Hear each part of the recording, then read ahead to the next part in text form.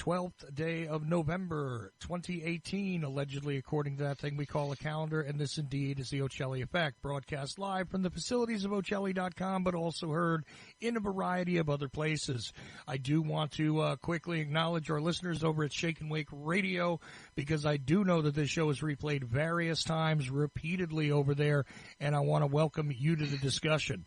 Anyway, there's a lot of other places it's available. Do appreciate it. Now, Apple has been giving us some trouble, but more on that in shows later this week, I assure you. It is a Moon Day or a Monday night, and we're kicking off the broadcast week the way we should with Jordan Maxwell. Now, Jordan has been doing this series with us about the major religions and religion in general on this topic, and we are on episode 14 now. It is amazing the amount of information that we've been able to cover, even in those previous 13 episodes. But there is yet more to go into. And of course, if you really want to study more, then I would suggest going over to JordanMaxwellShow.com. Now, that's all together. You put Jordan Maxwell, no dot, no separation, Jordan Maxwell and Show, again, no dot, no separation, JordanMaxwellShow.com. That is the only website which is Jordan Maxwell's. Meanwhile, when you go there, you can easily find something called a research society, the Jordan Maxwell Research Society. It is something that you have to join. You get behind it. It's not that expensive. You can easily do that and dig deeper into not only the topic we're covering tonight, but a great many other areas of study, including the monetary system, governments in general, language in and of itself, the control mechanisms that are out there in various ways, and there is constantly new content being added. In addition, there's also videos which one can stream straight from the website for just a couple of bucks, and they're all yours. You don't have to get them mailed to you. You don't have to search them out, and they are directly coming from the source, Jordan Maxwell himself. A lot of other places claim a lot of things, but JordanMaxwellShow.com is, again, the only website that is actually Jordan Maxwell's. All right, so all of that now out of the way. Jordan, I'm going to repeat some of that later, just spoiler alert for those of you listening. But, Jordan, first of all, how are you tonight, sir? I think okay. We'll find out as we go along, I guess. I think I'm doing all right for a 78-year-old man. This is true, and I'm so glad to have you along. Now, before we went to air, Jordan was reminding me about what Steve Allen used to say, and he was a funny and intelligent guy. A lot of people don't know that, but he really was. He was extraordinarily intelligent. He wrote so many books. I think it was like 25 or 28 books that Steve Allen wrote about philosophies, science, religion, theologies. He was an extraordinarily brilliant man, and he had some incredibly one-liners.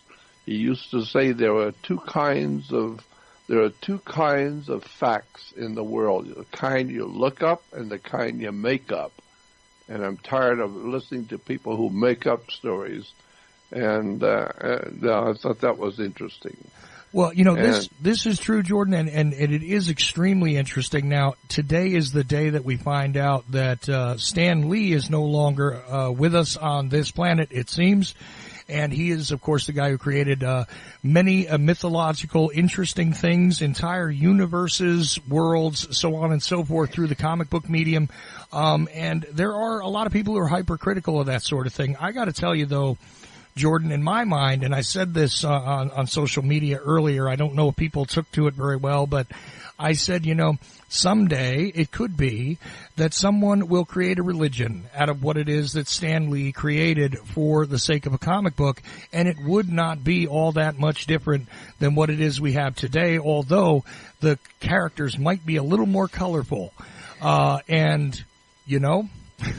tend to think you're right. That's what we have today. We have religions, very big, powerful religions, which are based on the same kind of foundation, on characters that never lived, on ideas and stories that were made up, purposely, politically made up to mislead whole nations of people politically for political reasons.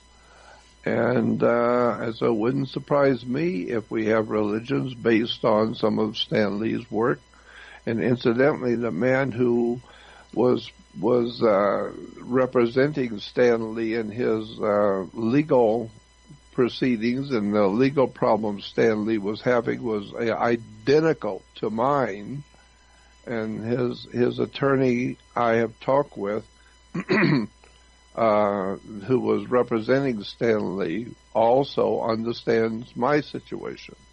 And so I didn't know Stan Lee was having the exact identical same problem that I have been living under for some 8 years.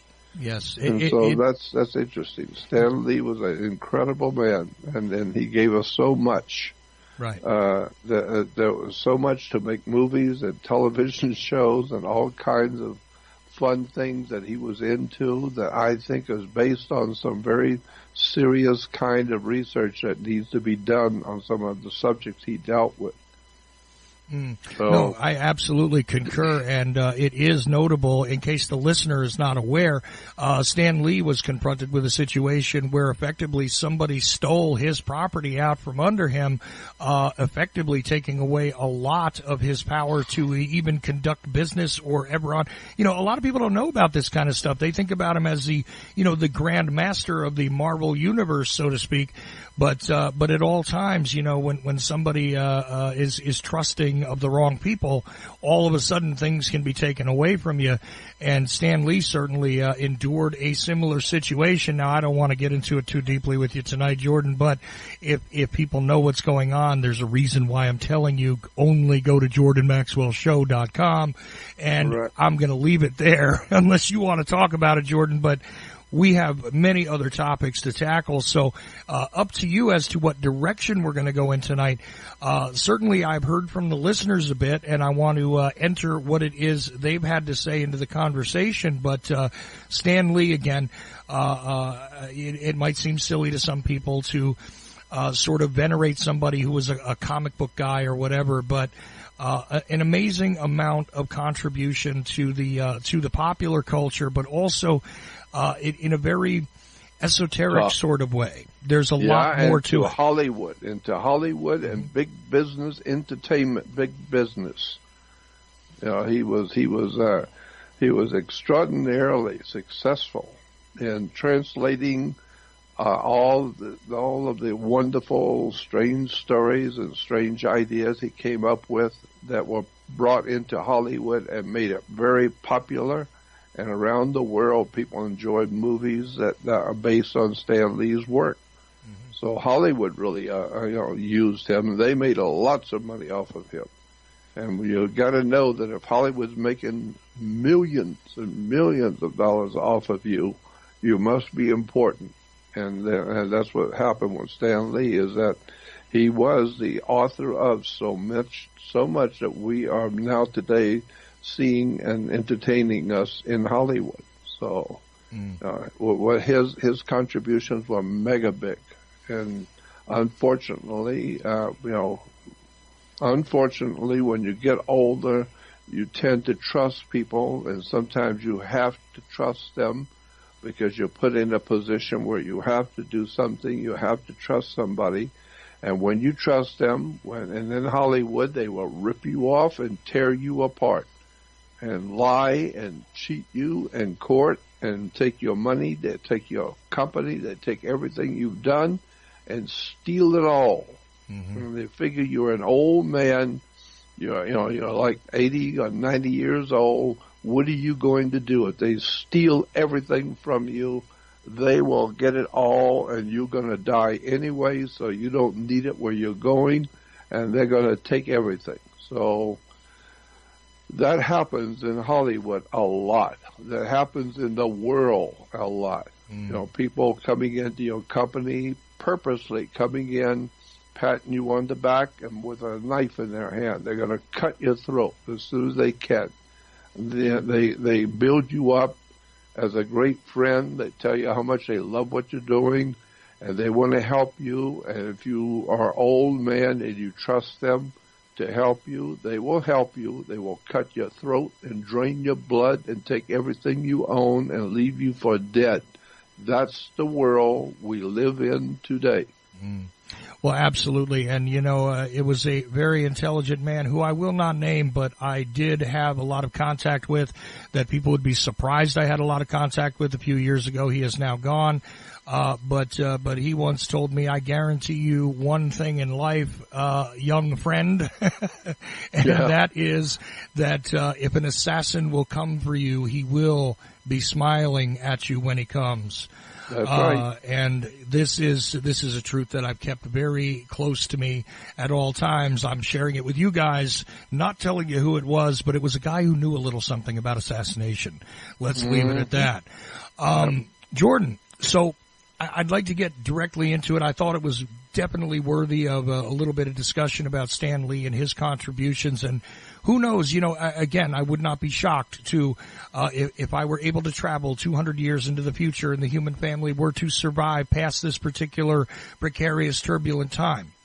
I would not be surprised 200 years in the future to see the Church of Spider-Man somewhere, and this kind of thing, because these legends which this man created and helped others create, are that deep, are that thick, are that realistic that, quite honestly, it would not be difficult to build a religion off of them had you not known that they originated in, books that were meant to entertain children to begin with.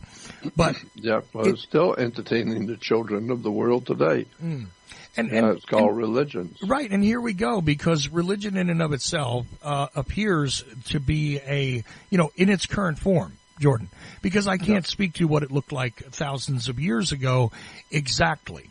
It is difficult to get that history. That's right. But I can say that today it appears to be a derivative of something that started out, without the benefit of the printing press, but in a very similar fashion to what Stan Lee did. Now, again, I want to enter the listeners' feedback into the conversation. I know you enjoy that. And, of course, if you guys go to the live chat room, I will enter any questions into the discussion here tonight. If you're on my Skype list and wish to text me a message to ask a question of Jordan or to make a comment, I, at all times, stop the conversation to bring those things in when it's appropriate. So feel free to deliver us some feedback. Of course, you can always email Jordan over at his website, jordanmaxwellshow.com. Follow the directions. There's a contact there. Jordan enjoys that, and I enjoy your emails at info@ocelli.com. Either way, if you talk to one of us in a future show or during this show, we will enter your ideas and questions into the conversation. So one thing that I took from recent feedback outside of some praise, which we've gotten from as far away as Ireland and as close by as a couple of counties away from where I'm sitting right now, an overall thing came up. And that is that we have mentioned Islam, talking about the three major religions, what a lot of people call the Abrahamic religions, and you've certainly tackled how, well, that's an interesting device to say that's where it came from, considering it's supposed to be a man who a Brahmin might or might not have existed, but the actual Abraham character is one thing. However, they have asked that we seem to have only alluded to Islam and not really delved into it a bit. And I wonder if we could go a little deeper into Islam tonight, because it seems as though the listeners feel as though we passed it by a lot. You've certainly talked about how it is a moon cult, and looking at its symbols, looking at, just the face value of its symbols. I mean, there is a crescent moon here, which is something to be kept in mind. The Quran, we've talked about a few times. But honestly, I think you're right that we haven't really spent a good deal of time unpacking Islam a bit. And it is a serious factor when you're talking about this triad of modern Western religions and the clash of civilizations that we see being not only utilized but implemented by those that wish to promote conflict on the planet. So Islam is a factor, and I wonder if you wouldn't, give us a bit of your collected knowledge and wisdom about it specifically, And, just for this particular episode, maybe we could hover on that and see where it goes. Well, the only reason I haven't talked that much about it is because I don't know that much about it, even though I've been looking at it for many years. But I'm not as interested in digging into its past as I am into something that I do relate to, and that is Christianity and Judaism.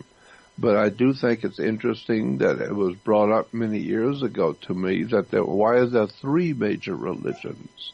There are three major Abrahamic religions. And we know that Abraham was originally called Abram, not Abraham. And Abram was from what we call the Iraq, from that area we today would refer to as Iraq. And there's a reason why there's a war in Iraq, because of the Abrahamic religion.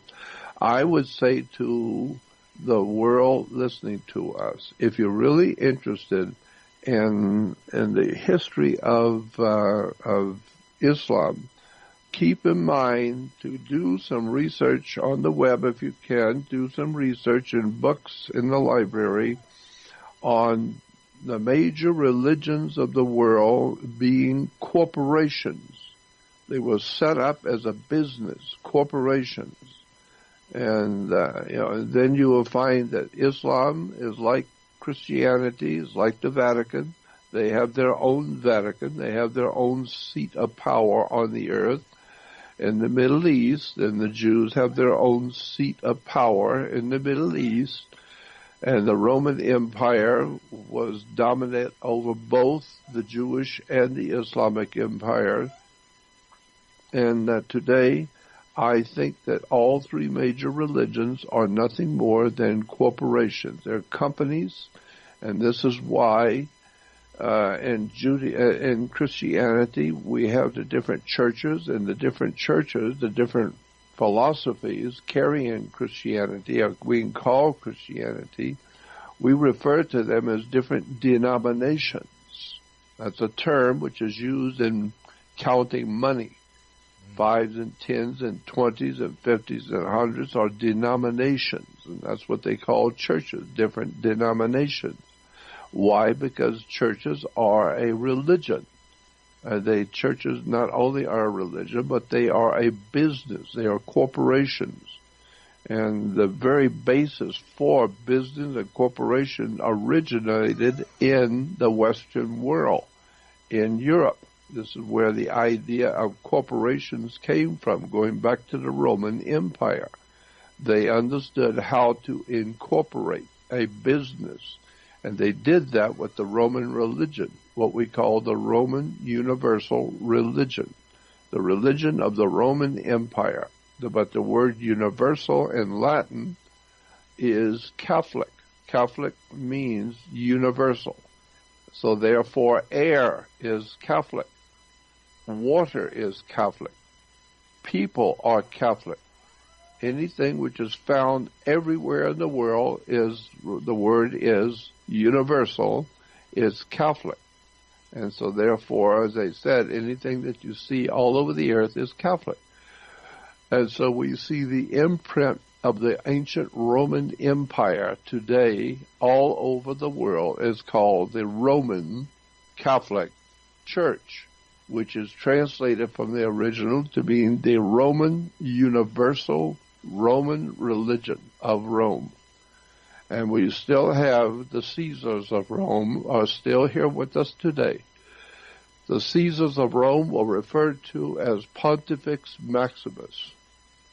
Caesar was referred to as Pontifex Maximus. Pontiff was a bridge builder. People who build bridges were referred to as pontiff. Pontiff bridge builders, and therefore the maximum bridge builder was the Pontifex Maximus. And this is what we call the Pope today. Well, that was a term which was used to determine Caesar, was referred to as the Pontifex Maximus. The great bridge builder, the maximum bridge builder. What are you talking about, bridge building? I'm talking about the fact that when Caesars of Rome would send in their troops into another country, they would take over that country. They allowed that country, once they took them over, they would allow them to become citizens of Rome. They were under Roman law. They were under the Roman Caesars, but they could have their own religion and their own philosophies and their own cultures, and they could do things the way they've always done it, as long as you remember Caesar is God, period. He is the ultimate authority over your country, over your customs, over your people, over everything you've ever done in your own country. Caesar is now God, period. And therefore, you can believe whatever you want and do business the way of whatever you want, do whatever you wish to do, what you've always done, as long as you remember who the boss is. And so that's the way it works today. The whole idea is that no matter what country you are the head of, no matter what position you hold in your country, and a particular presidents or princes or the royalty must go to Rome eventually. You must go to Rome, just like you're supposed to go to Mecca, once in your lifetime, no matter who you are, no matter how important you are, you should go to Rome and bow down on your knees before the Pope and kiss his ring, just to show Caesar that you accept him as your absolute master. And you can go back home and run your country the way you think you want to and do what you want to do within your country, as long as you go on your knees and you kiss the ring of your master. And so the Roman Empire today still exists. We call it the Vatican. And where is the Vatican? In Rome. That's where Caesar was, in Rome. And Washington, D.C. was nothing more than a part, that 10 miles square that is referred to today as Washington, D.C., was originally a part of a large tract of land that was owned by the Carroll family. The Carroll family was a Catholic Jesuit family in the colonies who happened to be the owner of the property we call United States of America today. The Washington, D.C. was a part of the property owned by John C. Carroll. And he was a Catholic, and he was the wealthiest man in the colonies at that time. From what I can see about him in history, he was the wealthiest man in North America at the time of the American Revolution. And he was very close friends with George Washington and was on the side of the colonies that wanted to break away from England, and he helped finance the Revolutionary War for George Washington. And afterwards, George Washington was given a 10-mile plot of land on John C. Carroll's property, and to set up what he called the government of the United States of America. So today, we go back in history and look at the history of Washington, D.C., and you will find that when it was in the possession of John C. Carroll, that area was called Rome. John Carroll's property was called Rome in the colonies. So Washington, D.C. was originally called Rome, and today it is the center of the Roman Empire. This is why you will see in Washington, D.C., they have a Senate. And if you go back and read the history of the Roman Empire, Caesar ruled Rome, and he ruled the empire from the Roman Senate. And the Senate was on a hill in Rome. They had the building for the Senate was on a hill in Rome. It was called Capitoline Hill. And so today in Washington, D.C., John C. Carroll's property, there is something called Washington, D.C. up on the hill. It's called Capitoline Hill or Capitol Hill. So we are today living in a North America under the Roman Empire. And this is why New York, When Rome moved into Britannia, when the Caesars of Rome moved into the island of the UK, what we call the UK, the United Kingdom, when Rome moved into the UK, they set up their base of operations to control the island for Caesar, and the place where Caesar set up his government was in York, England. York, England was a center for the Roman Empire in Britain. And so today, it only follows that we have something called New York. And New York is the empire state. It's the state of the new Roman Empire, the Empire State. They even have a building called the Empire State Building. This is why in New York, the Empire State, you have a large statue sitting in the water. As you come into the port of New York, you will see a Statue of Liberty. The Statue of Liberty is not the Statue of Freedom. The Statue of Liberty is what it says it is. It's a Statue of Liberty. Liberty means you ask permission. You get a license. You pay a fine. You get a ticket. You are under submission to a higher power. When you come into this country, you are under the Roman Empire, the new, profoundly powerful Roman Empire. And New York is the Empire State, the center for the Roman Empire on the earth today, New York. And this is where you get into the religions and the most important and powerful politicians in this country, were being directed, financed, organized, and directed by the Roman secret societies, the Roman cults of the Roman Empire that are here, that are operating in our country today. The people of America, we call ourselves Americans, but we're not. We're Romans. Well, and that's Jordan, today, this leads to an interesting question, because trying to study history previous to what people would call the rise of the Roman Empire in history, there was a couple of other empires that seemed to behave in exactly the same fashion. Which include the stories related to Alexander the Great. That's right. He did precisely what you described, conquering different places, but then allowing them to keep their religion. And look, you can keep your religion as long as you understand you're bowing down to my standard. That's right. You can keep it. And matter of fact, we'll take the kings of those areas, we'll turn them into governors of sorts, and they are rulers now in my stead. Alexander did this before the typical thoughts about the rise of the Roman Empire. Also, even the empire which Alexander did battle with and did subvert, according to the history I'm able to read, the Persian Empire. Notable people are like Darius or Darius, depending on how you pronounce it, and Xerxes, his son, whom did battle with Alexander, literally, but they had assembled a massive empire which came from the east and seemed to behave in the same way.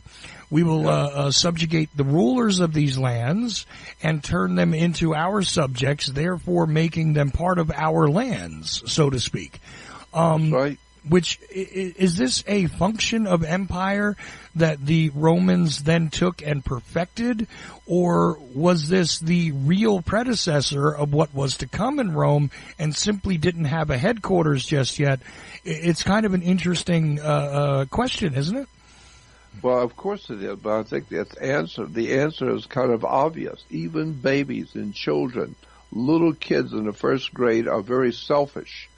They want to play the game the way they want to play it, and they want to own everything themselves, and they want things to go their way. And then when you get a bunch of children together, there's going to be all kinds of arguments and fights, and that's why adults have to go in and settle it and make sure that all the children have a say in what's going on, and you don't have one child who's going to overpower everybody else, and it's his ball, and he's going to play the game. Everybody's going to play the game the way he wants it. And that's just, it seems to be part of the human nature to want to control your environment and control your world around you. And that means you have to, first of all, control all the other humans who are like you, and they want to run things their way. So you've got to show them who the boss is, like Al Capone would do. You know, he would show you, you know, you could be a part of the organization, the mob. But if you get out of line and start thinking that you're the boss, you're going to be a dead man walking. And so this seems to be the way children think, and children are simply grown up.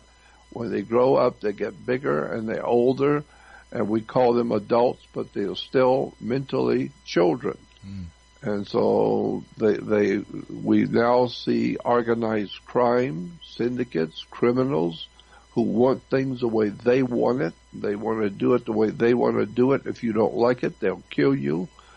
They'll do whatever they can to knock you out of the picture completely, so they will be in control. And we call that criminal. We call it criminal crime. And so that's why today we have so many people trying to hurt each other and cause other people to be in subjection to them. And that's always been a problem. And so I think that that's why we have the different empires that come up, because ultimately the bottom line is what goes around comes around. When you try and take other people down, like the Bible says, be careful when you're digging a hole for your enemy that you don't fall back in it. And so, you know, what goes around comes around. In other words, if you're trying to do something to hurt someone else and steal their property and steal their life and, you know, and subject them to your will, be careful that you don't end up killing yourself.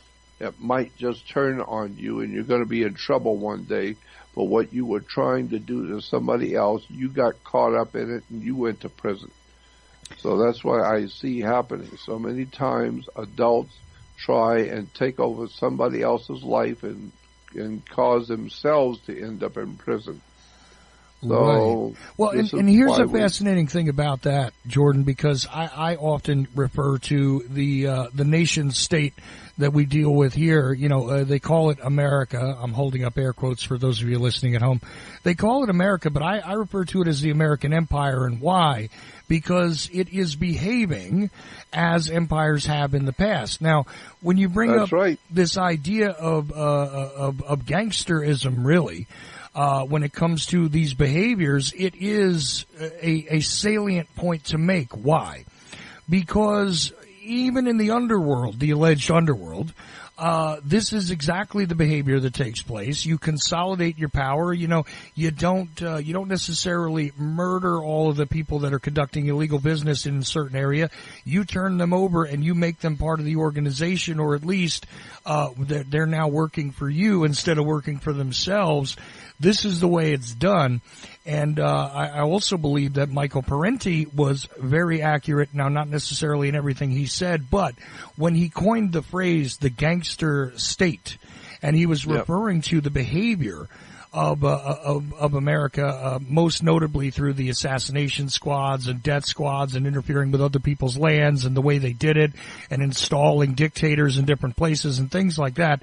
That's what he was referring to. I think it's extremely fair to recognize that we do have a gangster state of sorts. Now, on some levels, they used to say that about different presidents, like Bush Sr. Mm-hmm. He said that he was going to rid crime, take a crime off the streets of America. And he did just that. He did take the crime, all the criminal element off the streets of America. He said he was going to do that.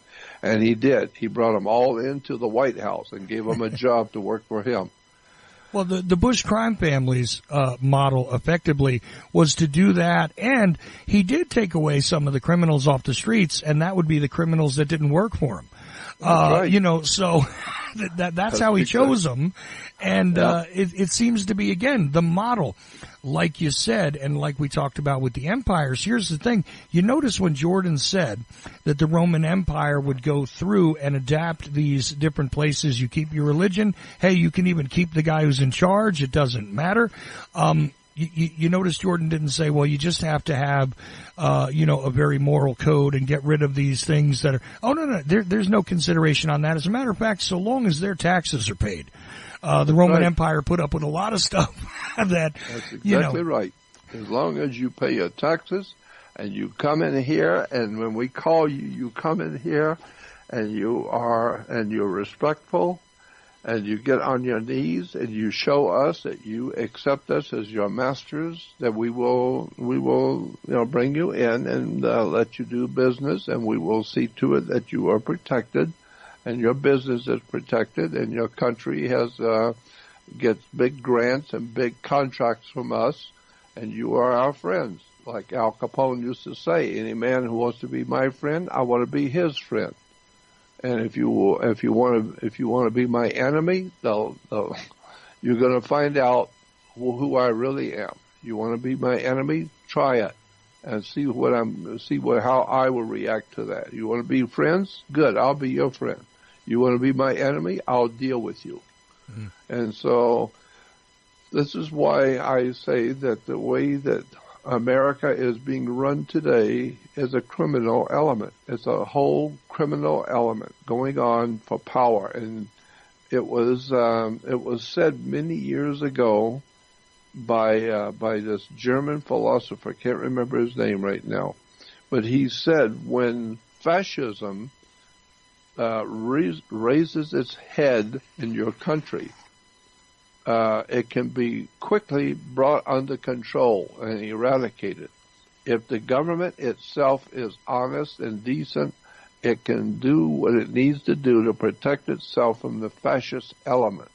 When the government begins to see that the criminal element is taking over, the government at that particular moment can move to get rid of that criminal element if it's honest and decent, and it sees what's going on. It can get rid of its enemy and keep it clean and above board. But if it does not do anything to stop the growth of the fascist movement, one day the fascism will be so overwhelming the government has no possible way of extricating itself out of the situation. The government will not be able to stand up against the criminal element, period. It will not happen. And it said, in that particular German philosopher said, and it will never, ever, if it ever takes hold, fascism ever takes hold in a major government, it will never, ever give up its position of power. It will never give it up. So once fascism is taken over, it's done. It's finished. That's what you got. That's who you are. And this is where we are today in the world we live in today. The most powerful government on the face of the earth is the Roman Empire today, which is the U.S., Washington, D.C., and it is purely a criminal, fascist, bloody, criminal element on the earth today. And this is why today I believe there's going to be practically impossible to ever clean the human race up again.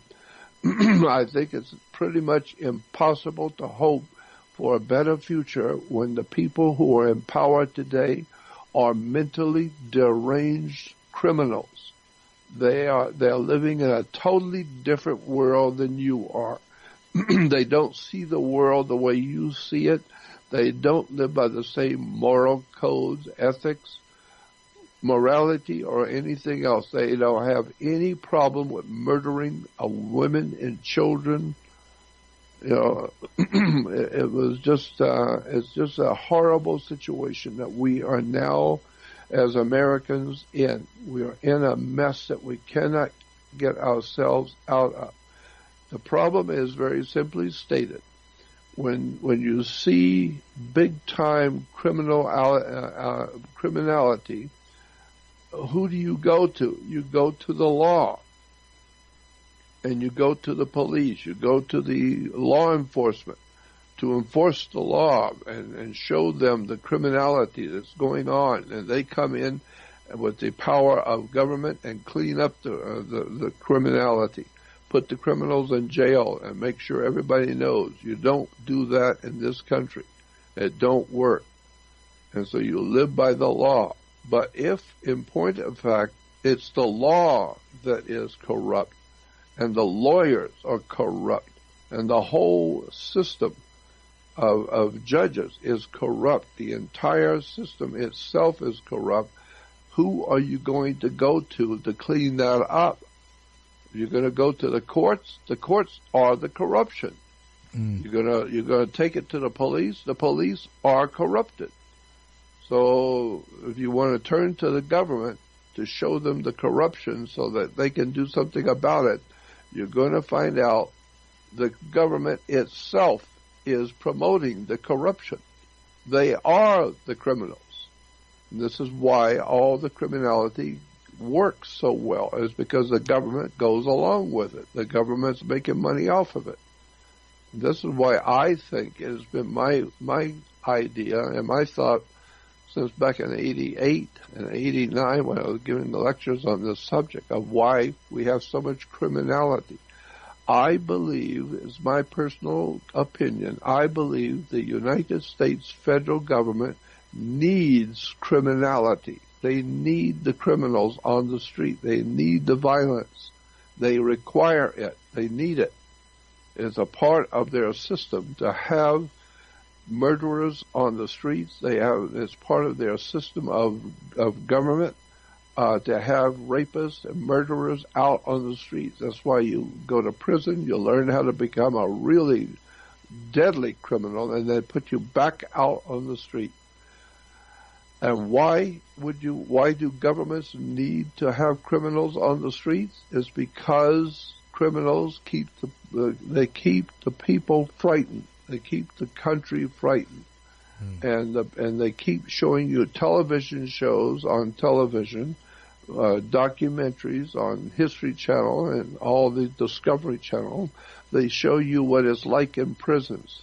They show you what it's like to be in a gangs, and how the gangs live in prisons, and horrible raping and killing and all the violence that goes on in prisons, and mafia movies, underworld movies, all the incredible crime that the humans are capable of.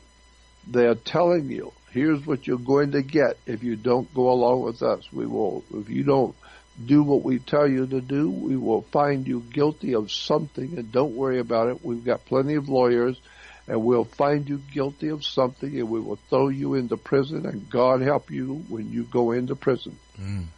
Because if you're just a regular, ordinary, working-class person on the outside, you have no idea in the world what is waiting for you in a federal and state prisons. So that's why we need the criminality. We need people to be frightened, and then we need them to be frightened in their homes. So that keeps them quiet, that keeps them docile, and so when we have criminals that come out and come into a restaurant and kill 14 people, they get a $25 fine, and they get to go to court, and you never hear about them again. And then they're out on the street the next time, and when you get somebody who's killed 10 people, you find out, well, yeah, but he was arrested 20 years ago for killing 15 people back then. And here he is killing 10 more today. Well, where's he going? Yeah, he's probably just going to get a fine or a ticket and pay a couple $100 fine, or get 2 weeks in a county jail, and then he's out on the street again. But if you don't pay your taxes, or if you don't do something you're supposed to do, you'll go to prison, and God help you when you do. It's a dirty, filthy operation. This is why lawyers are referred to as criminal lawyers. The American Criminal Lawyer Association, criminal lawyers, is called the American criminal justice system. I've often wondered about that. Why do they call the justice system in America a criminal justice system? You think about that. American criminal justice? Yes, because the justice is administered by the criminals. And that's why there's so much, paying people off, bribery, right, corruption, sexual bribery, all kinds of blackmailing going on in governments and in courts. Why do you play, how do you play tennis on a court? You play tennis on a court, you play basketball on a court. It's a game. It's called the game of life. Right. You have to know how to play this game, and you have to know what this game is really all about. It's about the control of you. Well, and Jordan, why is it important to control you? Because you have been brought up to believe that you are free, and you need to understand in this country you are not free. You are living under a totalitarian fascist dictatorship. In this country of America, you are not free. Mm. So when you hear people talk about the land of the free and the home of the brave, you ain't free or brave. Well, there you go. And it's really fascinating that they say there's two sides to the justice system. There's civil, and then there's criminal. Right. But it's interesting that you have the civil justice system and the criminal justice system. I wonder where the justice, because it seems like criminal justice would be justice for criminals. It seems like civil justice would be justice for civilians. That's right. Yeah. Wait a minute. Does that mean that they have armies and we don't? Does that also mean that there's no such thing as justice for everyone or the people? Or right. I've always wondered that myself. And there's an interesting little comment which was shot at me here. Look, even though it's a little negativity for me, I will throw it to you, Jordan, and you can say what you like. Jordan is talking. Probably will. Please, absolutely. Listen, it chide me or correct me, because they're bringing up something I've said in the past, and wonder what Jordan would say to you if he knew you said this. Is the challenge, So anyway, I'm going to put it out there, and Jordan can say whatever he likes on this show. There's no sort of agreement between Jordan and I about you can't say this, Jordan, or you can't say that, is there? None. You've never brought that up ever. Nope, not at all. So if Jordan wanted to criticize me, or if Jordan wanted to say something that I object to, he can at all times speak his mind any which way he likes. This is his time, so I just want you to know that. Well, the man who wrote the book, 1984, George Orwell, said, if freedom and liberty means anything, it means the right for a man to speak and tell people what they don't want to hear. Mm-hmm. No, and I'm willing to hear anything from you. So I'll give you this, a little bit of a challenge here. Jordan is talking a lot about I believe you meant to say mafiosi here, John. Mm-hmm. But anyway, a lot about mafiosi subjects. Chuck has said many times on his show that he has a great deal more respect for a street-level gangster than he does for politicians and those who have ascended to higher levels. And quite honestly, he feels that the only real difference, if you have a moral objection to crime, between a politician is a politician and a gangster, in quotes, is that the politician wears a cheaper suit and has apparently gotten the approval of the controllers. Wonder what Jordan would have to say about that, considering that he is now explaining that everything is a criminal enterprise, and you seem to make differentiations between the two. Okay, so just in my own defense, before you say what you like, Jordan, before you say what you like, the question. I feel as though there is a difference. On occasion, and I've made this point, on occasion, when you pay the local mob boss for protection money, your place doesn't get burned down. You pay protection money to the government all the time, and you have no assurances. That's the way I feel about it. But Jordan, by all means, if you think I'm, out of my mind, tell me. No. I think that is exactly right, and I understand the question. I understand why a person would ask that question. I'm just saying that it is in the nature of man. It seems to be that we're hardwired in the nature of the human to be selfish, self-centered, and bent toward evil. We're bent toward being bad. And the reason why is because I believe the Bible is explaining it, that the Apostle Paul says in the New Testament that there is a war.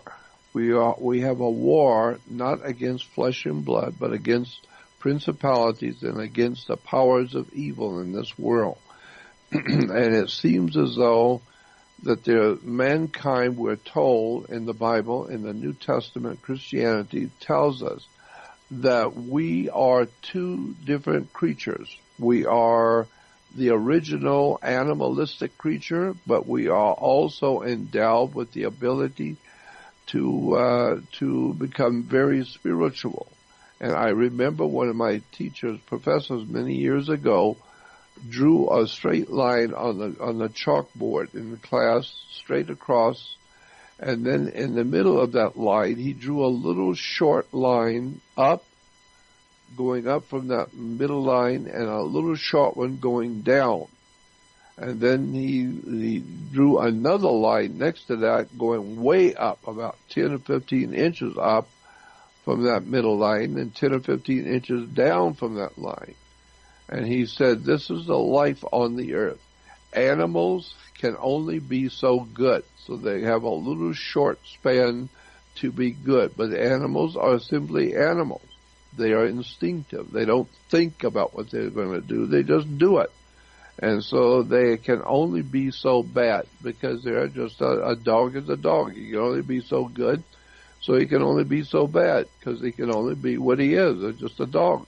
But the other line is humans. We have the ability to go way down deep into dark, evil, as far down into the darkness that humans are capable of doing.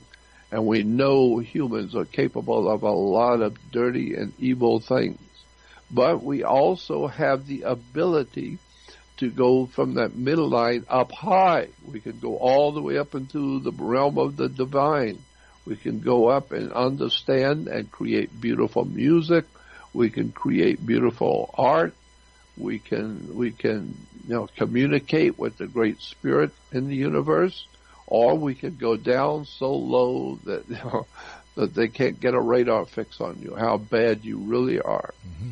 And so I believe that this is hardwired in all of us as humans, that we have the ability to be very, very spiritually decent and wonderful creatures, but we also have in each one of us the ability to be really criminal.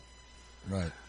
And so that's why I think it's hardwired in us, because the people who are running the government are just human like you are. They live the way you do. They don't live the way you do, but they live human lives. Right. And therefore, when they're tempted with money and sex and drugs and do anything they want to do and get away with it because the system protects them, then they're going to fall into it. And it's not their fault. I know, I believe that people who are involved in organized crime are caught in it like a trap. Mm. You get a little something that the organization, the outfit wants to give you. They make it easy on you to get something, to get the house you want. They make it easy for you to get the new car you want. They make it easy for you to pay your bills. You got the money, you got the protection, and before you know it, they gave you something. Now you got to give them something. Right. And the way the government works, there's a law that says anything the U.S. government finances, it owns. Right. So if you have a big corporation and they can tax you out of business. The federal government can put you out of business very easy. They can find something that you put on your income tax, and they can take your business away from you, and now they own your business. And because they own your business, now they can decide how that business is going to be run, and all the money goes to them because they took it from you. That's the way the big railroads caught on. That's the way big time banks and insurance companies work, is because government comes in and ruins those companies. And now, because those companies were so important, they needed, the government needs those companies. They need those big corporations. And so they will come in and finance and give them, they'll bail them out. What do you mean bail them out? Anything the government bails out, it owns. That's according to the maritime law. Anything the government will finance, they own it. They're not your partners. You were broke and they bought it. And so they can buy it because they make the money. They've got the money to do it, and you don't. Right. And as we get ready to go to break, Jordan, you know what the overall point is here, and I want you to correct me if I'm wrong with a very short answer after I say what I'm going to say, and then we're going to go to break here because we've been on for almost an hour. Seems like we're talking about gangsterism, but trust me, we are talking about gangsterism and we're talking about religion at the same time. Yes. And Jordan is going to make that very clear, I do believe, in the next hour. But here's the point of what we just discussed as far as I'm concerned. You have sat down and eaten with and broken bread with or had meetings with some very interesting people in the course of your lifetime. Some of them rather powerful. Some of them maybe morally questionable on occasion, and as have I. But I've got to tell you that although I don't have quite the amount of acquaintances that you do, or the array of acquaintances that you do, I can tell you this without any hesitation. In my mind, in my spirit, in my gut, in my heart, no matter where you want to put it, I know I'm correct when I say this. I've sat down next to and with and talked to and eaten with and all that individuals that you would generally consider to be rather bad people that certainly have body counts attached to them, that are stone cold gangsters. That's who they were. And I'll tell you this much. I do not weigh them on the same moral scale. Somebody who is responsible for the death of 10, 12 people, a couple dozen people maybe, in most cases other criminals for the most part. Okay? I don't weigh them on the same moral scale. I'm not saying they're good people. I'm saying I do not weigh them as heavily on the moral scale as the individuals who are literally responsible for sending tens of thousands of people to their death for the sake of an agenda, for the sake of profit, for the sake of orders given to them by the higher-ups. Mm-hmm. And that is the point of why I make a differentiation between the generally accepted idea about organized criminals and these individuals who I feel as though I need to say they're like super organized criminals. And they're more efficient. They're responsible for a lot more death, a lot more destruction, a lot more horror. And again, I stand by my statement. Sometimes when you pay the local gangster for your store not to be burned down or burglarized, it doesn't happen.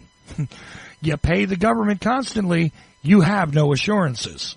No. Okay. None. So, none. You know, I feel quite satisfied making that statement. Jordan, am I, you know, I realize I'm splitting hairs here to some people on the moral scale. But to me, there is something to be said for individuals who, you know, do business and do obviously immoral business, and for those that do it on such a large scale that it's almost unimaginable. I mean, just to say that someone is responsible for 10,000 deaths, I ask the listener in your mind right now, have you literally physically met 10,000 people that you could name or that you know or that you've encountered in the course of your lifetime? Not saying have you been in a room with 10,000 people, that's easy.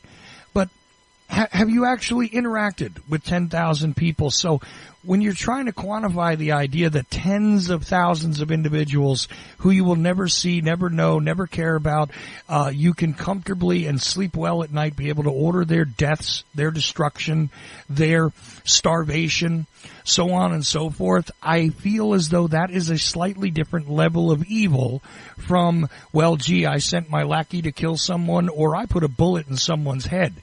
It just seems to me to be a slightly different level of evil. And not saying that the other guy who did that directly is not evil.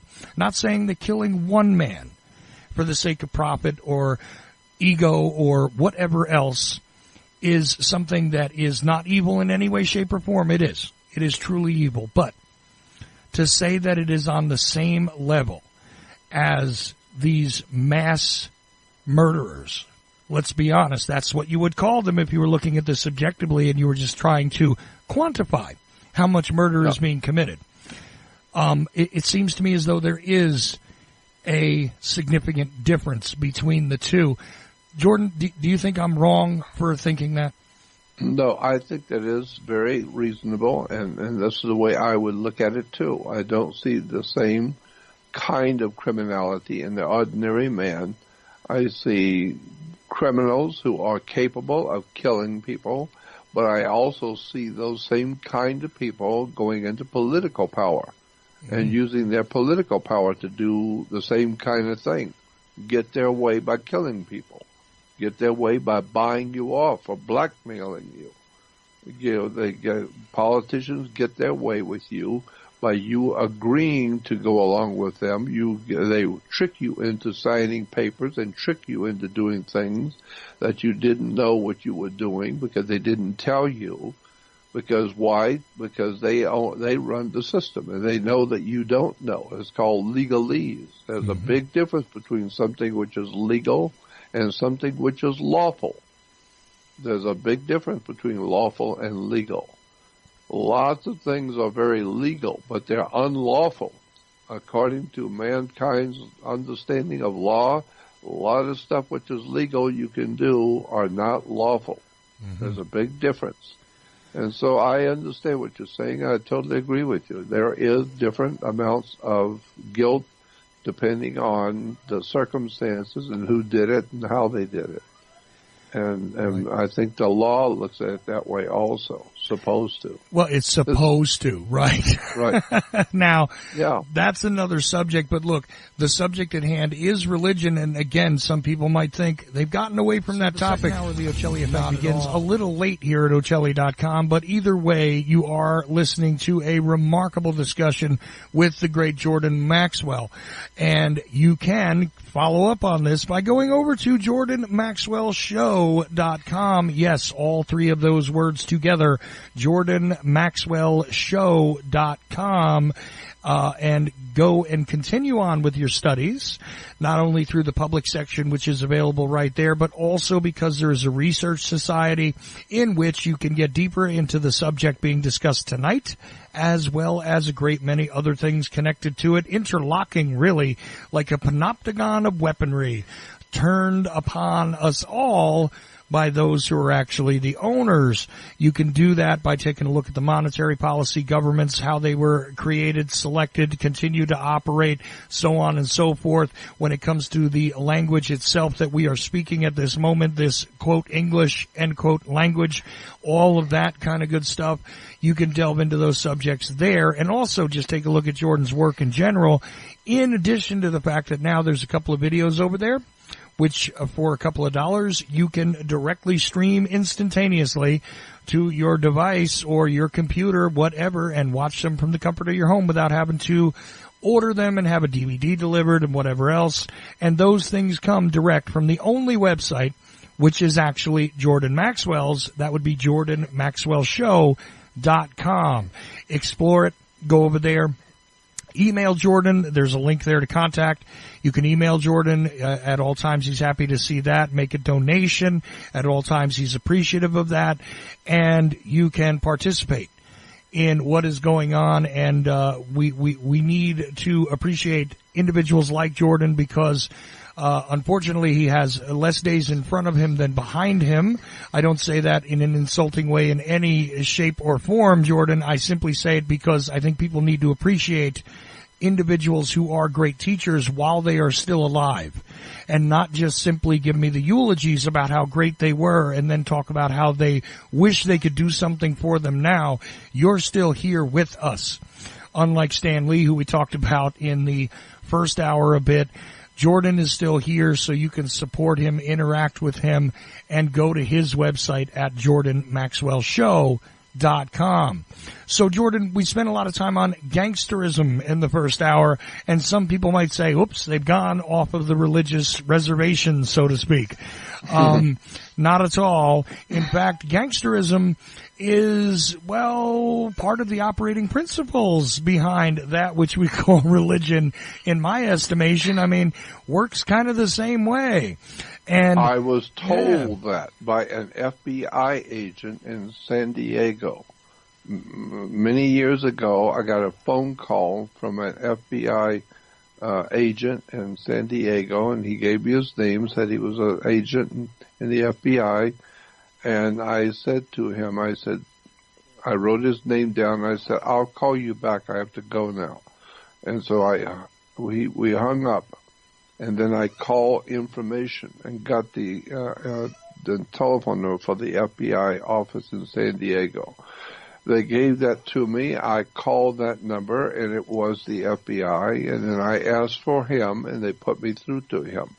And when he came on the line, I said, okay, now talk to me, because I now know you are FBI.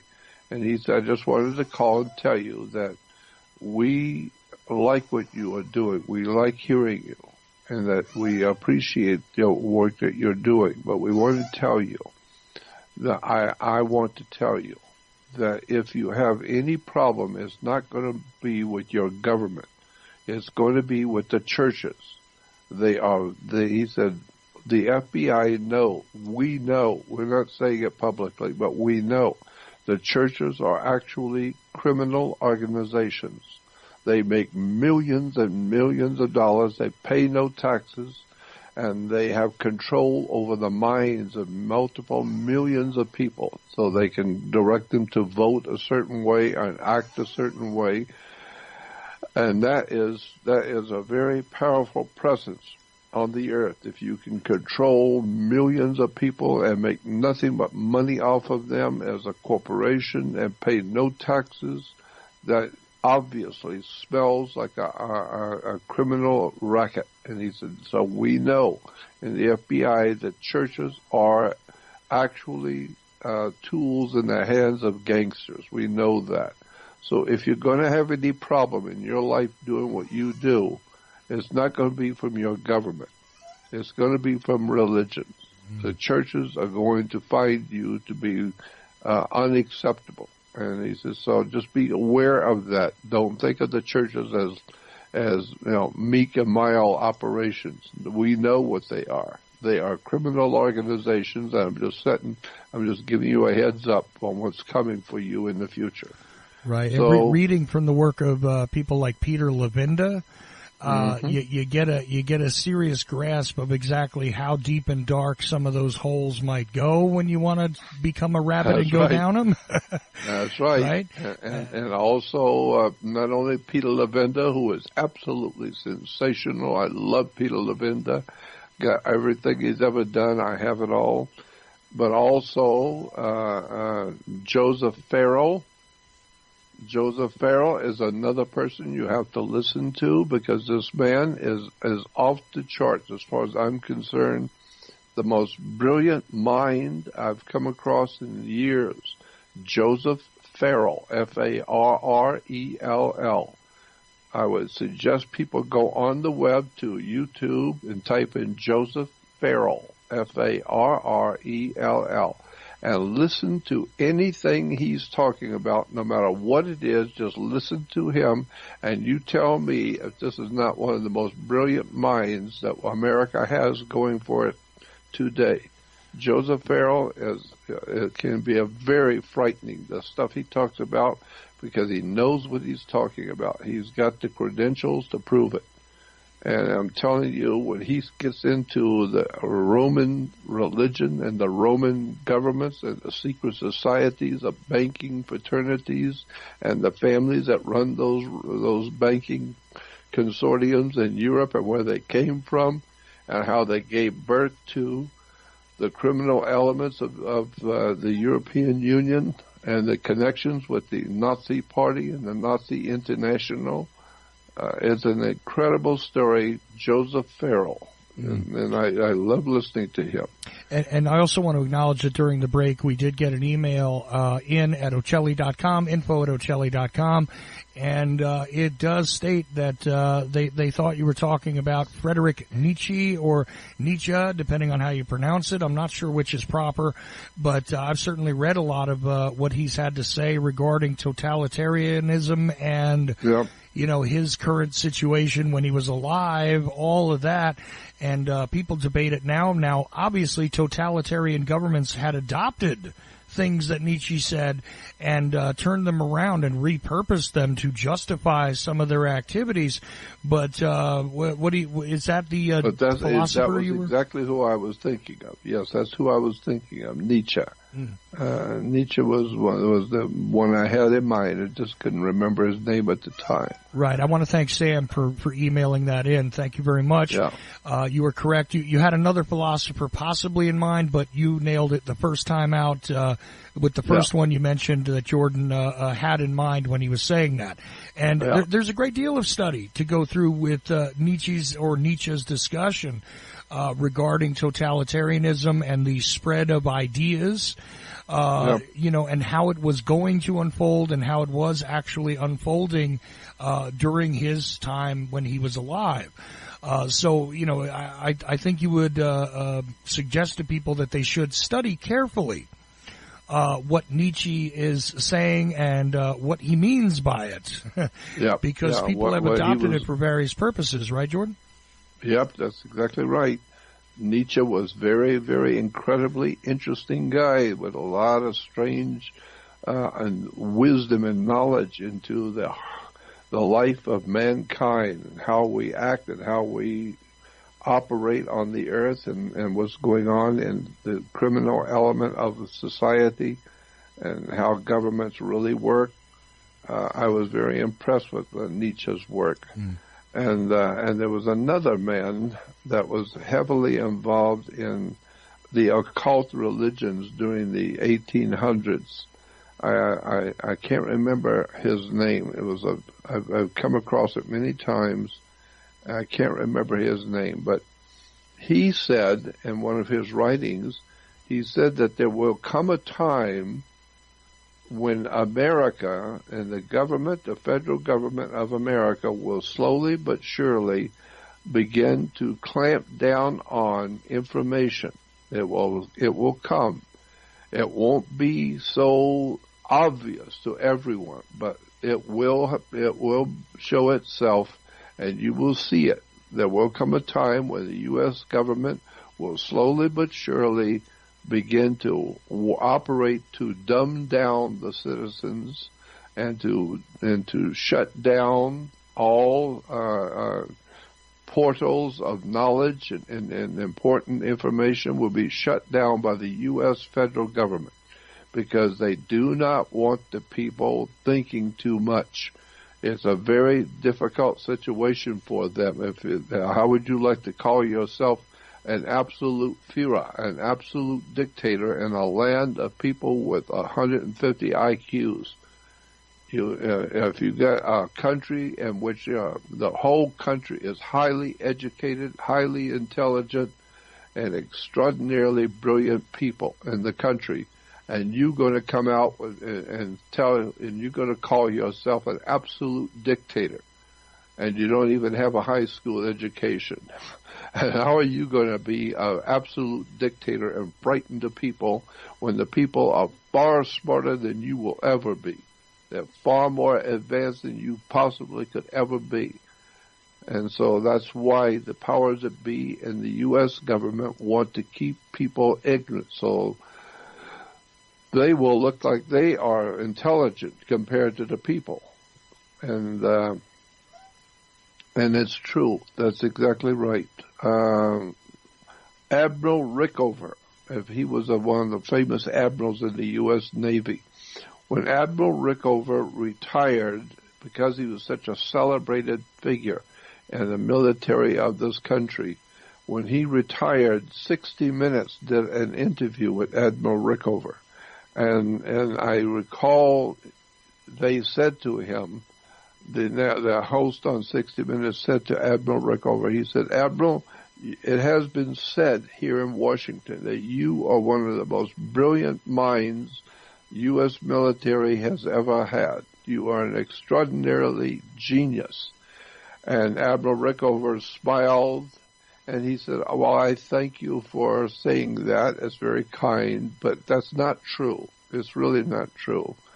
He said, the actual fact of the matter is that the people in the U.S. government are so damn ignorant and ill-informed and just downright stupid that anybody who has a half a brain looks like a genius to them. And he said, so that's the real story. I'm not the genius that everybody's saying I am. It's just that I had an education. I learned how to think and read. And so if you think at all and you use your mind at all, you look like a genius to the people of America and to the government of America, because the government of America is so profoundly corrupt and stupid. So that's the name of that tune. Mm. And so that's why I'm saying, that's why I feel the same thing, that the government of this country is so corrupt it keeps the people ignorant and ill-informed and unread. It wants the people to be ignorant and ill-informed so they really can't think to do anything. I said to you before, all we can do in this country is cry and complain about the conditions. We can rant and rave about the conditions we live under and how terrible it is, but there's nothing you can do about it. Spelled D-O, nothing you can do about it. Why? Because you don't have the power to do anything about the situation you live under. And so the reason why you don't have the power is because knowledge is power. If you really understand thoroughly how a criminal operation is operating, you're not going to be taken in by it. You're not going to be fooled by it and deceived by it. And you're not going to think they are your friends. They're going to know who they are and what they're doing. And this is going to protect you intellectually and spiritually, protect you from the criminals if you really know how the world actually works. And that's what I've been trying to do, is call to the attention of people around the world that governments are as corrupt as you could be. As you could be, they are already that corrupt. Mm. And that the only way you're going to be able to do anything about the world you live in is if you know how it works. If you don't know how something works, you can't fix it. And don't look to the people who have screwed the world up to fix it. If they could have fixed it, they would have fixed it already. The mere fact that it's so far gone now shows that the people in power do not have the power to change anything because they are the criminals themselves. So, well, you know, Jordan, this is an interesting time to drop in the latest live feedback for the discussion we're having tonight. I think it is apropos that we do so. And I'm going to read it now that this is Brian's words, not mine, but I'm not telling you I disagree with it. So here we go. Please ask Jordan if statism should be also recognized as a religion. It seems like the government just has a good story, just like the church does, and therefore wants you to appeal to authority and only give over your personal rights and privileges to their control. I'm sorry about the way it's worded. I'm just reading it. No, but I'm telling you, I understand the concept completely. I said absolutely correct. This is precisely the way it works. Because if you go back into history, the leaders of different nations were always understood not just to be the king, but they were also the connection with the people to their God. The kings always represented their God, just like the Queen of England, the King of England supposedly is the protector of the faith, the protector of the Christian faith. And the most un-Christian thing on the earth is the British royalty. They are the most un-Christian, inhuman, fascist, Nazi, murdering bunch of criminals the world has ever experienced, and yet they are the protectors of the church. They're the protectors of the faith. And so it's absolutely true that government operates on the people's minds just like religion. Government is a religion. As a matter of fact, I think I said that a long time ago on one of the programs we did. Mm-hmm. My mother used to tell me there's never been a religion in the world that wasn't political. And there's never been a political situation on the earth that wasn't a little religious. Religion and politics is one of the same operation. It's the same idea. Control the people. Right, and if you think this is a European issue or a Roman issue, again, I direct you to the idea that the Egyptians did the very same thing. After all, the Pharaoh was also, well, a god, or That's connected to God, or the son of a god, and in various cultures, right, the various rulers, why is it, even, let's totally go outside of it for a second, in North Korea, literally at this point in time, Jordan, in a technical sense, there is a dead man who is the head of the government. Kim Jong-un is not technically the head of the government, but because of the godlike status of his grandfather, he is the head of the government because his family is in that godlike position. You see, and kings and queens, all sorts of royalty have done this over time. Of course, the European royalty is easy to study, but we find that this is something which is, again and again, a repetitious template in history that the ruler does not simply rule by force, does not simply rule by generosity, does not simply rule by trickery of just keeping the masses out of the equation entirely, but by adopting this idea, cloaking themselves in the shroud of allegedly being a god, a godlike figure, or the son of a god, so on and so forth. And the interesting part about that, Jordan, is that, I could have swore that many years ago in mainstream psychology I read, and I'm sure we could read it again and find it right now on the internet in 100,000 places, that this is specifically the formula by which religious, quote, cults, end quote, are also formed. Not arguing with the fact that that is the template, but is it not exactly the same template by which governments, these churches, these different stories, so on and so. About. It's the same thing, right? That's exactly right. That's exactly how governments come about. They get enough followers, and the followers are promoting it, and they pick up more followers, and eventually it grows to be a very powerful presence, and it becomes in a position where they can take over the political control over an area, and they become known as a government. And the government is made up of cultists, occultists, made up of simple people who want more power, who want to control other people, and they run for office, and the people elect them, and they now have the political power that they've wanted. And now they want to take over the government, and then they'll kill each other. They will infighting, where they don't mind killing a president, as they did with John Kennedy and his brother, and Martin Luther King, and all the other political assassinations.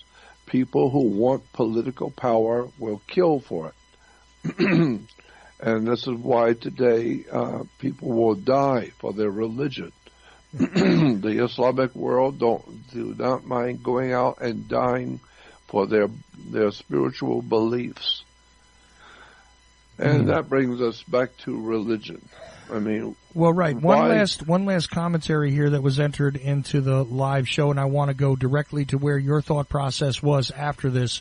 But really quickly, I want to let you know that a listener said, and this is not a question, this is a comment, but I think one that I'd like you to hear.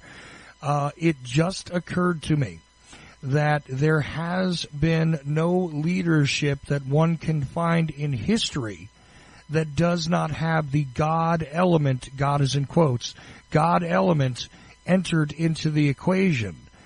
they are chosen by God or anointed, or possibly they justify themselves in a moral sense, and moral is also in quotes, based on the ideas behind a loosely understood religious faith. In other words, all leaders who ascend to high power seek to keep it and justify what they do by a God-like intervention. I don't know if intervention's the right word, but I agree with the sentiment, Jordan. What do you say? Of course, that's why the kings of Europe will tell you that they have a divine right to rule. When you talk about a divine right, divine implies God has given you the right to rule over your nation. So you have a divine right. What do you talk about divine? Well, you talk about the Pope. The Pope is the Father. He's the great, the Holy Father. And why? Because he talks with God. He's the Godfather. Mm-hmm. And the Godfather has appointed you to be the president or the royalty or the whatever your position in royalty is. That's papal. The papacy will back you, and whatever you say you are, the papacy put you there. They allow you to be there. The Holy Father. And that's why if you're royalty, you better drop in and go on your knees and see the Pope and bow down and kiss his ring. Because if he decides that you are getting too uppity and you're thinking too much of yourself, he might make a decree that you are a heretic, and he doesn't want you in the place of government, and that way the people will turn against you instantly. So... Well, and this is all about a hierarchy, which again, I'm sorry to interrupt one last time, but I know you want these things brought right to your attention. This is about a hierarchy, which somebody does talk about here briefly, and I think we should do a future show just generated from this question. Given that Veterans Day has just passed, and the idea of military organizations being like religious organizations, it seems that they are also the same. This is the thing. I think that is worthy of discussion for a full 2 hours, Jordan. The idea I think it is too. I think there's a lot about that needs to be said. That's gone on too long, and this is why we are involved in buying into. That's why I said to you before that it's propaganda, and propaganda does not deceive you.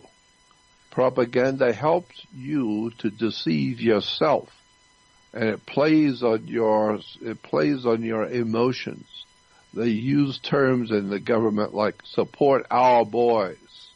Mm-hmm. We support our boys in the war. And I've said so many times, you go into a bar in San Diego, in the Navy district, you go into a bar, you see a bunch of guys there, with a beer at the bar, and you go over and say, "Hey, boy," and call him a boy. You will find out, they're going to tell you, "Hey, how big do men get where you come from, son? Calling me a boy. Mm-hmm. You better back off. I'm not a boy." And then you find out, no, they're grown men who are trained to defend themselves. They carry guns. They're not a boy.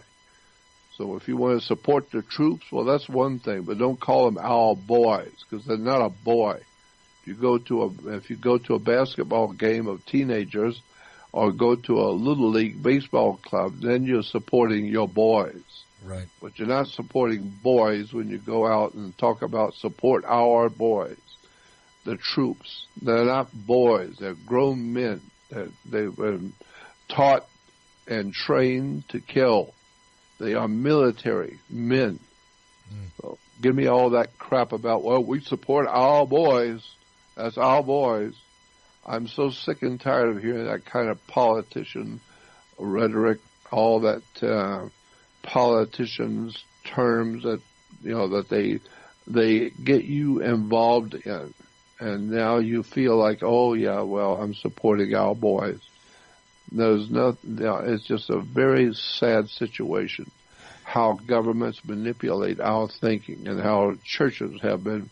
Churches and religion are based on natural things which we have lived with all of our lives. As long as humans have been on the earth, there are certain things we all understood, and those ideas that we've all lived with for thousands of years have been put into stories so that we can now live with those stories that teach us what we've always known. This is why today, in religion, in the Western world, God is a man. He's called God the Father. Why is God the Father?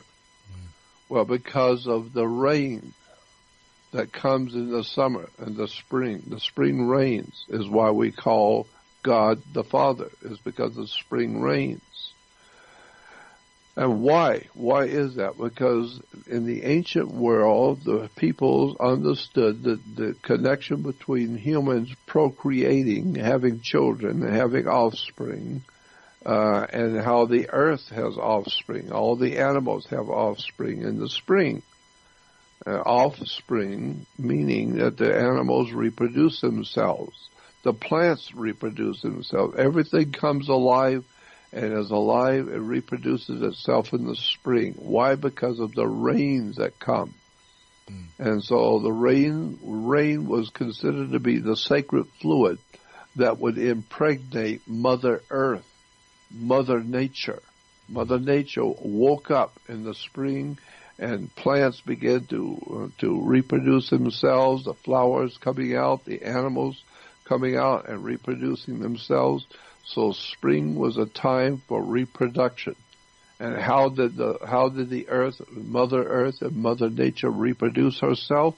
With the spring rains, the holy fluid that came from God the Father to impregnate Mother Earth.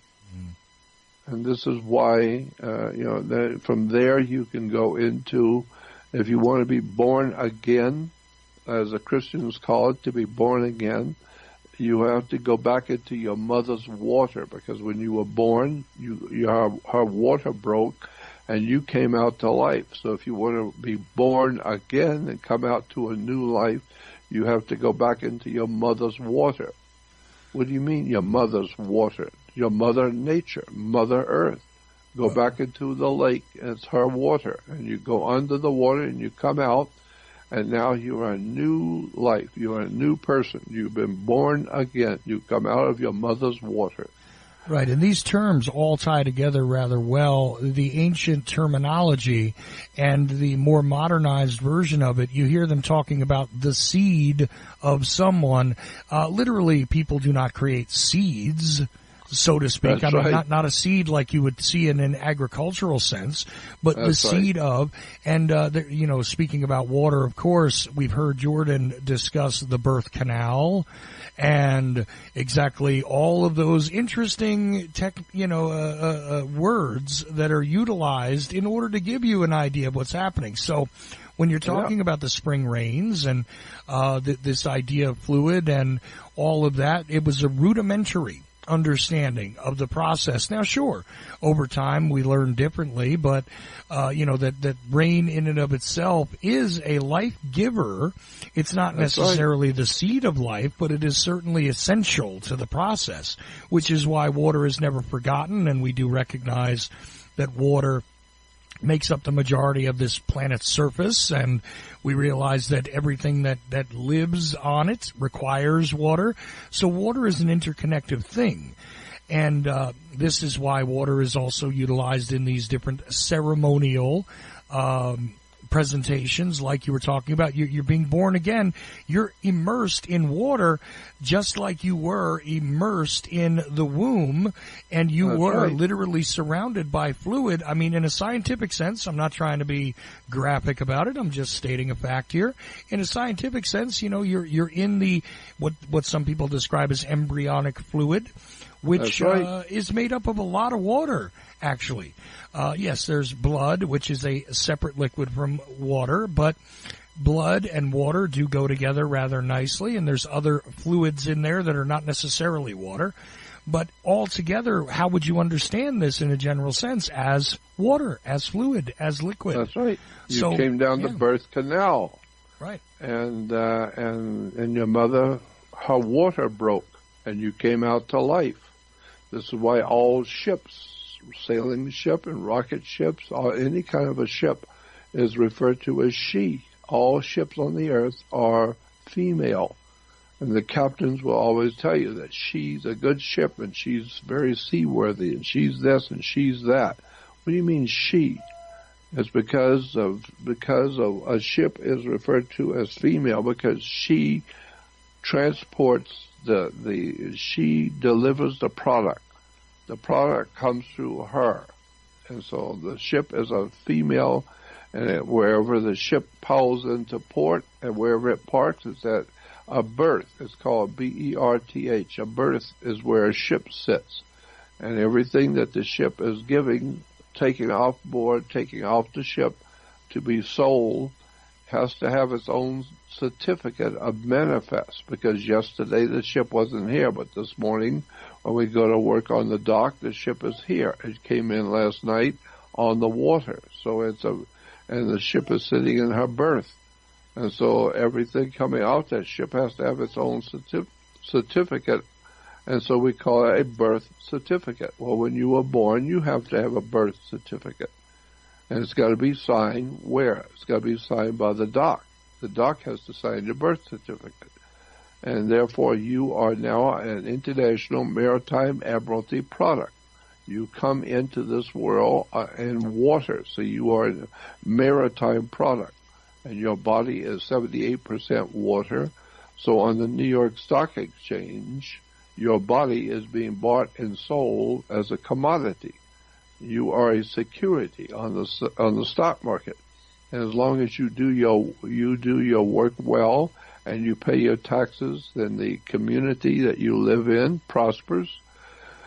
And the governmental arrangement over that community prospers, and everybody is happy, and everybody has a nice life living in the community. Because why? Because you do your job well. And as long as you are a security on the stock exchange, which your body is a security on the New York Stock Exchange, then we say if you got a son and he's marrying a girl that comes from a very rich, a very wealthy family, we say, well, she's of good stock. Or the girl, your daughter's getting married to a young man who comes from a very wealthy family, and we say, well, he's of very good stock. He's of stock. And I'm thinking, what? Your daughter's marrying a cow? No, he's a very good stock. Meaning, that's how he is viewed. His body is a stock on the stock market, but it's a very wealthy stock. You are a common stock. If you're not a millionaire, you're just a common stock. But the problem is that you are considered to be a stock on the stock exchange. And that's why when you buy a house, it has a backyard because your children play in the backyard. It's a stockyard. Your children and you are considered to be a stock on the New York Stock Exchange. And this is why when you do your work well, you make a lot of money and you're paying taxes and you're paying into your community, you're putting money back into the community, and therefore you are, you're continually to give security to the community in which you live.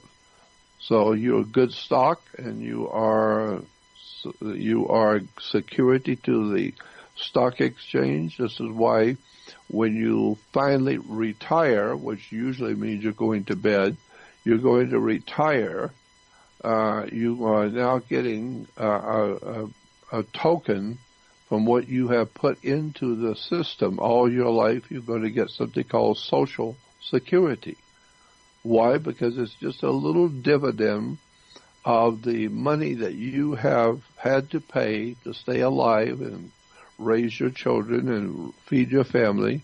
You had to pay out money every day. That's why your money is called currency. It's like an ebb and the flow of the current. It all flows in and it flows back out. It flows in and it flows back out. So your money is a security on the stock exchange. Your body is a security for the corporation. And so when you retire, you get Social Security. Mm-hmm. Why? Because you are the security for the body social. The body social is called a corporation. This is why you are a corporation. You are a business. And what you do, like I said to you before, if I see you come out of a restaurant one night at 2 o'clock in the morning with some woman, and I say to you the next day when we're talking privately, I said, you know that woman you were with last night, she's bad company. And you tell me, mind your own business. Business, company, and then I find out you're going to get married and she's going to be your partner. So what are we talking about here? Partners, business, company, and then you find out, no, the whole of life is a business. Just like the movie Network said many years ago, 30 years ago, 40 years ago. There was a movie called Network. And one of the characters in the movie explained to another one that here's the way the world works. The earth is a business. It's a business. It's a corporation, one big world corporation. And all governments are corporations. They are businesses and corporations. They've been incorporated through the original corporation, which was the Vatican, under the Roman Empire. The Roman Empire developed the idea of corporations. And so today, all the countries in Europe that were under the Caesars of Rome are referred to as corporations. And the United States is a privately owned corporation. It's a municipal corporation that was incorporated in 1870. How many people know that? You're not living in the United States of America. That's why we don't call each other Americans. We don't call each other Americans. We're not Americans. Americans was a particular kind of people living under the United States of America in 1776. After the Civil War, we're no longer Americans. We are U.S. citizens. U.S. is a term for a corporation. A company was formed called the United States Company, the United States Corporation. And each one of us is an employee of that corporation, and we are referred to as United States citizens. You're not a citizen of America. You're not an American. This is why when you go into court, you cannot you cannot say anything in a court about your citizen. You are a citizen of the United States of America. No, you're not. You are a U.S. citizen. United States Incorporate. It's a corporation. Go on the web and look up the word United States is a corporation. And listen to all the professors and all the experts on the subject of international law and find out that the United States is simply Washington, D.C., and the few islands that it controls. It has nothing to do, United States has nothing to do with the 50 states of the Union. It has nothing to do with us at all. And so you need to know how governments work. The United States government is a corporation. It's a business. And this is why if you're going to get married, you've got to have a license because you are a corporation. You're going to do business. So you got to have a business license. The girl you're marrying is a business, and you are a business. Thank God you get married as none of my business. But who I sleep with is none of your business. Right. The idea is that humans are a business. We are a company. This is why you could say he's good company or she's bad company.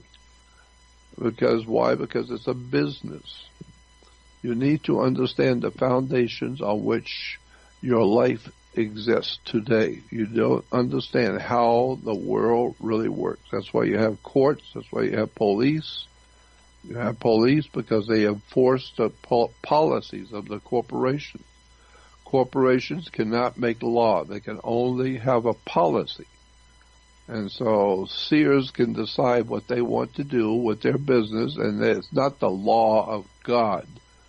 They don't make the law of the land. No, it's just a company, it's just a corporation. And so they have certain things they call their laws that they live by, their corporation operates under. And it's not a law, because corporations are not empowered to make laws. But they do have their operation. They do the things they want to do with their company. It's called a policy. Mm. So a company has a policy, and so the United States has a policy. And so to make sure you follow that policy, they have police. They enforce policy. By who? By politicians make up the policy, and it's backed up by the armed police, which gives us our word police, policy, politicians. It all goes back to the whole idea of the world is a corporation. It's a business. Well, as we come to just about the close of episode 14 here in this series of discussions on religion, this one might have been a little less conventional than people might have expected, because we spent a great deal of time on things like Stan Lee and gangsterism and exactly what criminal organizations behave like and exactly how different or alike they are to the governmental organizations. One might wonder something, and I do have a piece of feedback here I'm going to just throw at you before we close out. But before I do that, I want to remind people that they need to go to JordanMaxwellShow.com. JordanMaxwellShow.com, altogether, one word, because that is the only website which is Jordan Maxwell's. And, of course, join the Research Society over there, examine all of this and many more topics which are relevant, tied to it, and related to it in such a way that you can't hardly tell one from the other, quite honestly, because it's all connected. But all of that, including the language, the monetary system, the way that the justice, in quotes, system behaves, all of these things are examined in depth in your Research Society, which people can get to by going to JordanMaxwellShow.com. There's a button there for the Research Society, and also these videos which are now streaming over there. I figure you're going to add a couple more soon, but there's just a few over there that you can get direct from Jordan Maxwell himself. So that's, usually you go to the source when you want to go to the source, right? Well, that is the only website where you get the source that we know as Jordan Maxwell, JordanMaxwellShow.com. This piece of feedback is a very general, very large question, and who knows if you'll be able to capsulize it quickly. But, Jordan, the question I think is valid, although it is extremely broad. Is there a way out of all of this? Is the question in general. I mean, because the listener, who's named Daniel, does wish to seek a silver lining, understands a great many things that you have talked about over the years. I happen to know who this is personally, and I know that they have spent probably hundreds of hours listening to you easily. I mean, I'm probably underestimating it, but I can say without question that he spent hundreds of hours listening to you and grasping what it is you are presenting. And I guess that question right there, is there a way out? Is there some sort of solution to all of that which is confronting the human family at this time? I mean, here we go. Ready for pressure, guys? You listening out there? I give Jordan Maxwell a couple of minutes to answer that question before we're done. But it's a valid question, Jordan, isn't it? It's a very important question, yes. And I am saying that I don't believe there is a way out. I know that there are things that you can do. There are a couple of documents on my Research Society website. There's under interesting articles. There's a couple of articles right there on the very first page of interesting articles on my research site that are so extraordinary, so incredible, that a way that you can walk away from government, period. But you don't necessarily want to do that. You can walk away from government. and government can has nothing ever to do with you ever again. There is a way to do that, but it's not something you want to do. I do not advise it at all. Because when you walk away from government, you have walked away from the world you live in. There's no more going to a bank, no more getting a job, no more paying bills, no more driving a car, no more of that, none of it. You might as well get yourself in a canoe or a boat and go to an island in the South Pacific and live on the island all by yourself, period. And whatever happens to you there, no matter what happens, you're by yourself and you're on your own forever. That's what will happen if you walk away from the society and the world in which we live. Everything is a business, and you are involved in a corporation. And so if you walk away from this world that we live in, you can do that. If you know how to do it in America, you can walk away from the government forever. And there's an article I found on the web that is so incredibly important and explains to you exactly who you are on the earth in America today. If you're in this country or if you're living in a country in the Western world, there's an article that explains who you are and how, if you have to and you want to, you can walk away from Western civilization's government, period. And nothing can be done. You can walk away and nobody can touch you. So, yeah, there are ways that you can get out of the mess we're in, but you don't really want to do that because you cannot no longer work to get a job. You can't do any banking. You can't do anything because you're no longer a part of the civilization that you're living in. You're no longer a part of it. They have nothing to do with you, and you got nothing to do with them. And if you have a bad accident, no hospital will take you. Nobody will take you. Nobody will touch you, period. Why? Because you're not part of the system. And so I say I don't think there's any way that mankind is going to be able to extricate himself out of the situation we're in.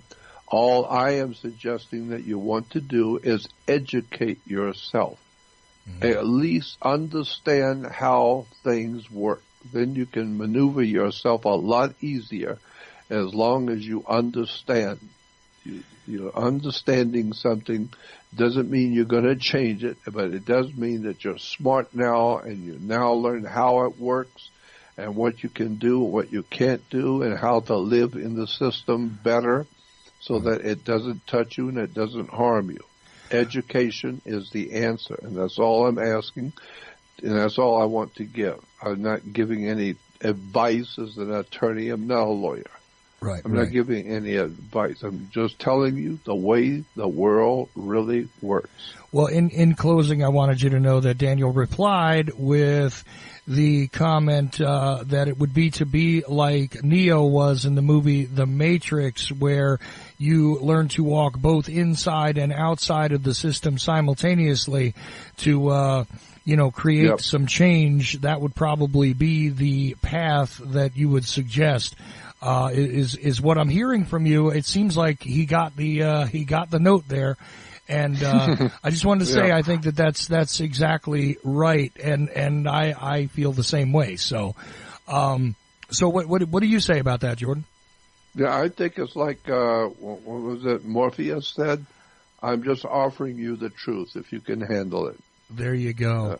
I'm just offering it to you. If you want to know how you got into the mess you're in, and how it works and what's really actually going on behind the scenes that you've never been told, then go to my website and join my research society and listen to what I've been trying to tell you for years. I've been doing this for almost 60 years now on radio and speaking to audiences around the world.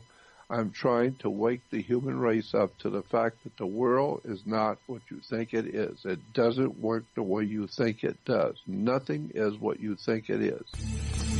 That's exactly correct, Jordan. And unfortunately, we're out of time here, but we're going to continue this series because I think we're now getting into some really interesting areas. Not like the whole thing hasn't been interesting, but, you know, it just continues to get deeper.